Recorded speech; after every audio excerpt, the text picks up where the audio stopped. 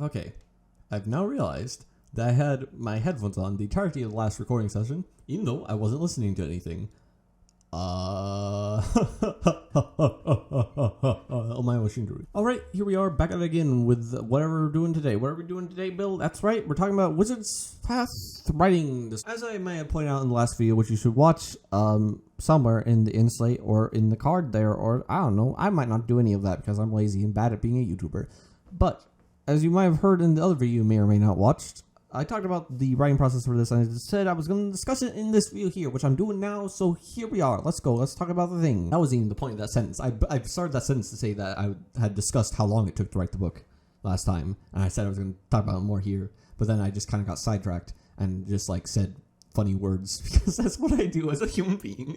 I get confused, and then I just make funny words happen with my mouth hole, and I just hope no one notices. I don't know what else to do. I'm sorry. Okay, so I had sat down, and I had outlined the story on a Sunday, and then started working on it on Monday. I'm unsure at this point if I had decided I was going to write it in a week or not. I was going to write a lot and try to get it done fairly quickly, so it was going to be like a week or under a week anyway. So at this point, that was the goal.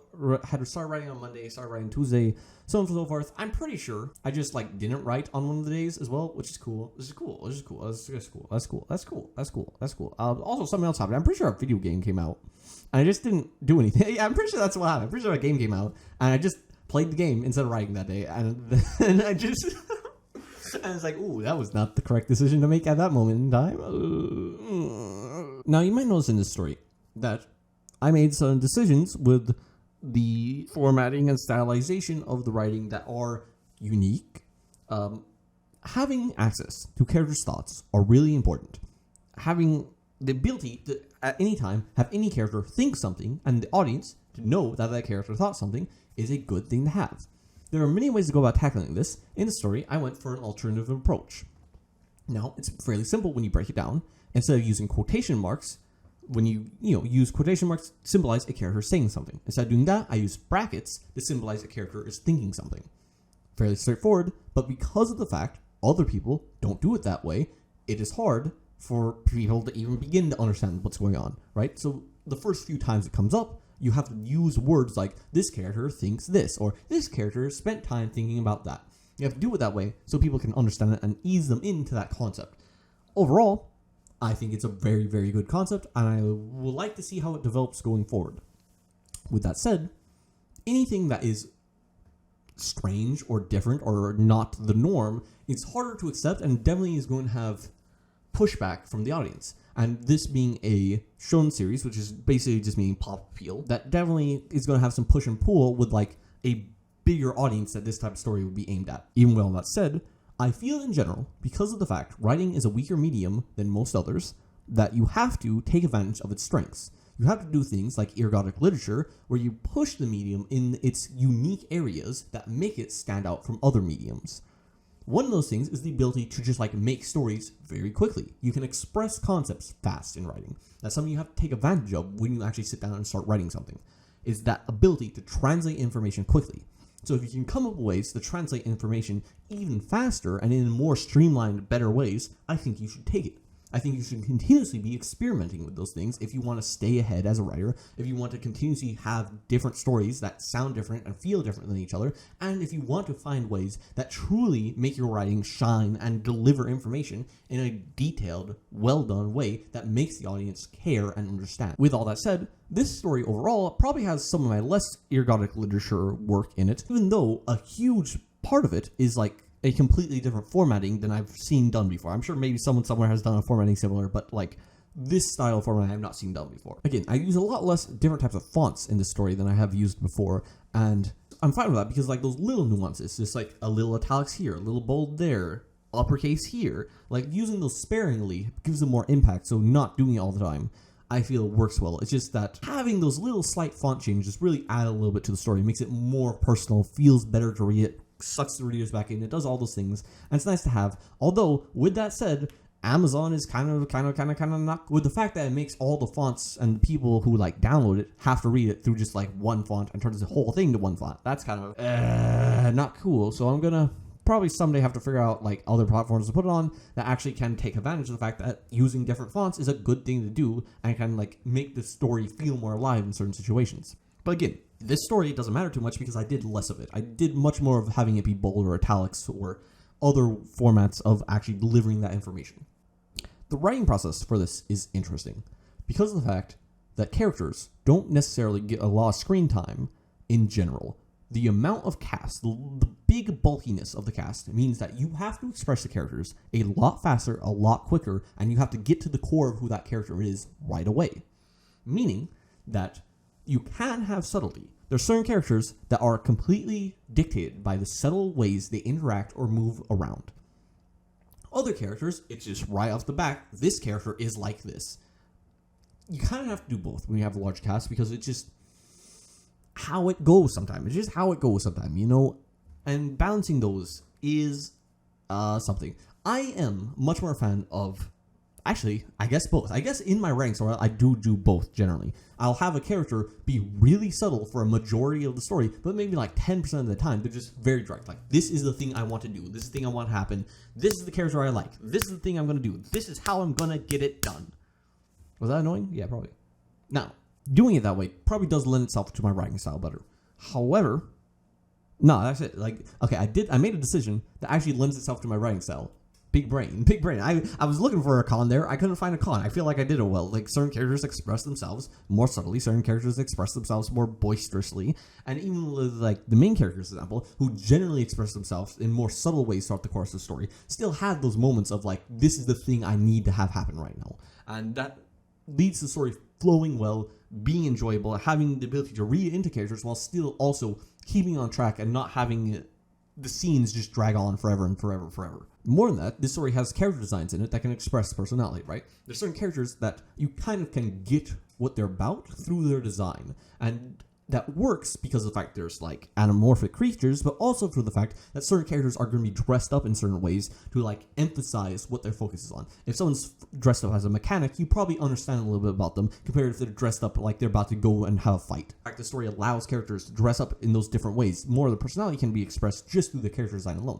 More of that because it's a fantasy setting, and you can have characters on top of that have parts of their design that also emphasize parts of their personality a bit more. Hair color, eye color, having certain elements attached to them, like having a animal attached to them that might be a more fantastical creature, but that fantastical creature might lend weight to what that character's personality is like. Whether that be through the form of opposites, or the sames, or differences, or the bad, you can use visual elements to express character designs, and I feel like that had to be done, again, because of the fact that this is a big cast. There's one thing I identified early on, that the largeness of the cast is going to be something that I'm going to have to work with throughout the entirety of the story to get it done correctly. One thing that just like naturally evolved through the course of the writing was the number of fights. I had expected, I don't know whether to say this story has a lot of fights or not a lot of fights, because of the fact some chapters have multiple, most chapters have like one or none. So it kind of is like an average number, I would say, in the end of the day.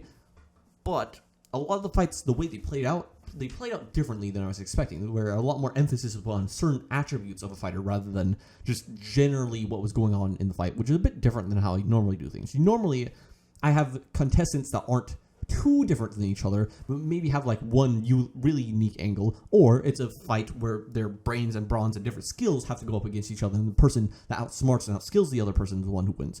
In these situations, it much more came down to like, oh, this thing is formed differently than a human. This is like a animal. This is formed like this. This is formed like that. It's much different. It's very, very different writing fights for like animals than it is writing fights for people, than it is writing fights for certain types of strange creatures. And it's because of the fact almost every fight involves some type of different strange creature that moves and is formed in a completely different way than the last strange creature. Ended up having a lot of more unique fights and fights that had odd focuses that I'm not used to having in fights. Definitely added a sense of goodness, like is a positive to the story, right? That each fight is kind of more unique and has these unique creatures going at it. But there's like no frustration with it. It's just that I find it interesting, but also it kind of like juxtaposition to the actual fights between the people, because they're like so different. They play out completely differently, and just the fact that it's more noticeable when animals are fighting that, oh, because of their different forms and shapes and abilities, they fight completely differently. But then when you look at a human fight another human, they still kind of fight completely differently. They still have different forms and styles and movements, and because they are more intelligent, they can like emphasize those differences in more ways. So I don't actually think that it comes down and is that drastically different than having human combatants with special powers.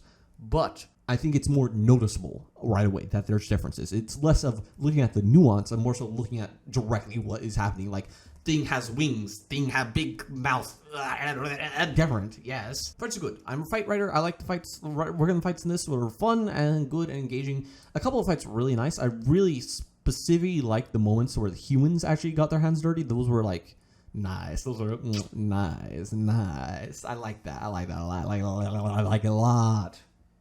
Now, this story had... Talk about character awards. So talk about the uniqueness of characters and talk about the differences that characters had and how I felt about writing them. Maybe, yeah, sure. Main character, good. I really liked the character of Issa. That character, most I liked. The most I liked. I liked the most I liked. I've never heard that word officially. Good job. They're real good. They're real. That's the type of character I like. I like the character of Issa. That's the type of character I like the most. I like those type of characters a lot. I hope she does good going forward. I hope nothing bad happens to these characters. I love them all so much. I don't even know. I'm sure they won't be horribly tortured going forward at all. But by far the most enjoyable character to write is the character of Jack. Very fun character to write. Very fun character in general. Very enjoyable. Very good. Very likable. I like him a lot. He's a good boy. He's a good, innocent boy. He's done nothing wrong. Jack did nothing wrong. That's it. Those are the characters that were interesting and good and enjoyable. And I liked. They were fun.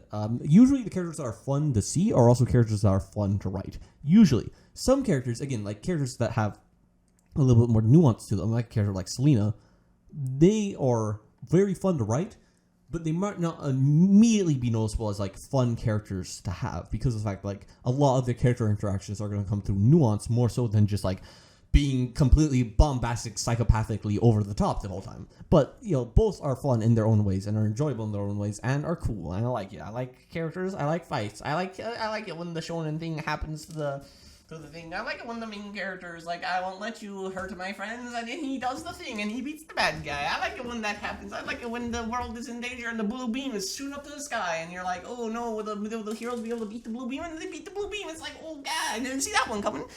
I like that. I just dropped my dice. No, not my dice. I like the comedy in the book overall. It's very, very subtle comedy, right? It's very like a single line of dialogue or a single word is spoken and it's humorous or fun or funny. And so some is a bit more direct, right? And I even feel like certain scenes can be viewed as comedic or not viewed as comedic depending on like the frame of mind a person is in while reading it. And I find that somewhat interesting. It's not necessarily interesting to write because the scene just like plays out the way it plays out and the way people react to it. Nothing really to do with like what the writer's thinking about or doing, right?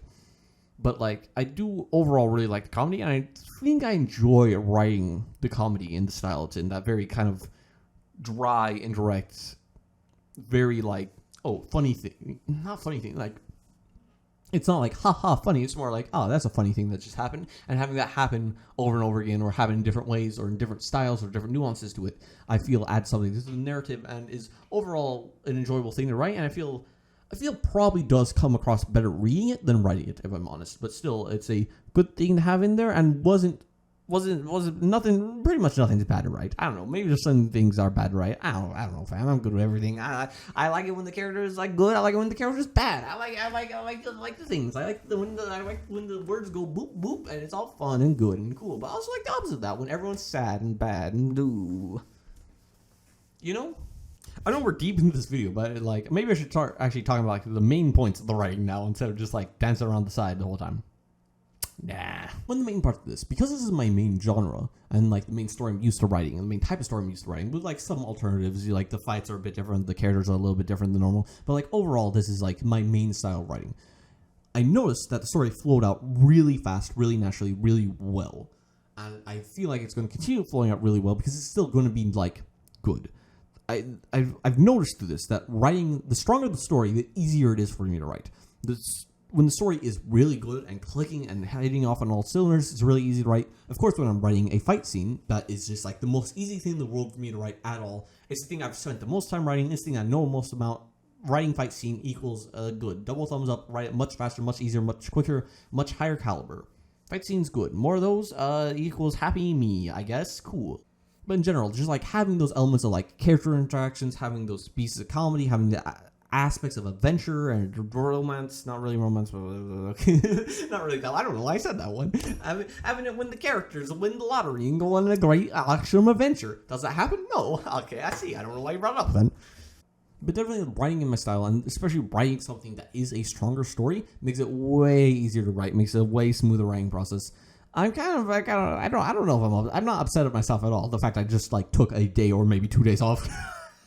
Maybe I took 2 days off to play a video game. Maybe I did that. Maybe I didn't do that. Maybe I didn't finish the story in time. Maybe I did 14 out of the 15 chapters. Maybe I did that, and maybe I shouldn't have taken 2 days off.